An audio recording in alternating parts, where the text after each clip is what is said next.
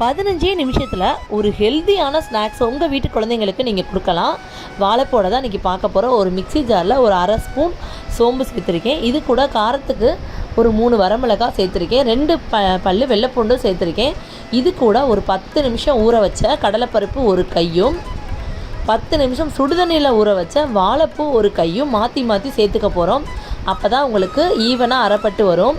ஒரு கை வாழைப்பூ, 10 நிமிஷம் சுடுதண்ணியில் போட்டு ஊற வச்ச வாழைப்பூ, ஒரு கை கடலைப்பருப்பு, ரெண்டையும் மாற்றி மாற்றி இந்த மாதிரி மிக்ஸி ஜாரில் போட்டு அரைக்கும்போது ஈவனாக உங்களுக்கு அரைப்படும்.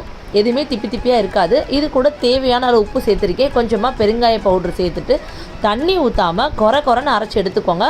அப்போ தான் வடை சூப்பராக வரும். இப்போது இந்த மாதிரி தண்ணி ஊற்றாமல் அரைச்சிட்டிங்கன்னா அதை ஒரு பாத்திரத்தில் மாற்றிக்கலாம். இது கூடவே ஒரு பெரிய வெங்காயம் நறுக்கி சேர்த்துக்கிறேன். கருவேப்பிலையை நீங்கள் கத்தியில் நறுக்கி போடாதீங்க, கையில் கிள்ளி போட்டிங்கன்னா உங்களுக்கு உண்மையான அதோட ஸ்மெல் வந்து அப்படியே நல்ல ஃப்ளேவராக கொடுக்கும். இந்த மாதிரி கருவேப்பிலையை நல்லா பிச்சு போட்டாச்சு. நல்ல மொறுன்னு வடை வர்றதுக்காக கொஞ்சமாக அரிசி மாவு 1 ஸ்பூன் சேர்த்துட்டு இப்போ இதை நல்லா கலந்து எடுத்துக்கலாம்.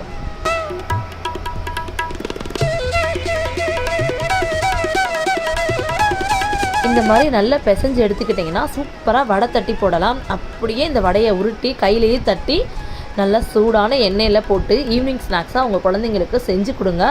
நல்ல மொறுன்னு உடம்புக்கு ஆரோக்கியமான ஒரு ஸ்நாக்ஸ் தான் இது. நீங்கள் ஈவினிங் ஸ்நாக்ஸாகவும் கொடுக்கலாம், இல்லை உங்கள் குழந்தைங்களுக்கு ஸ்கூலுக்கும் நீங்கள் கொடுத்து விடலாம். ரொம்பவே நல்லது.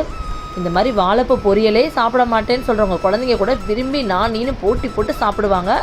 ட்ரை பண்ணி பாருங்கள். வீடியோ பிடிச்சிருந்தால் மறக்காமல் சப்போர்ட் பண்ணி சப்ஸ்கிரைப் பண்ணுங்கள்.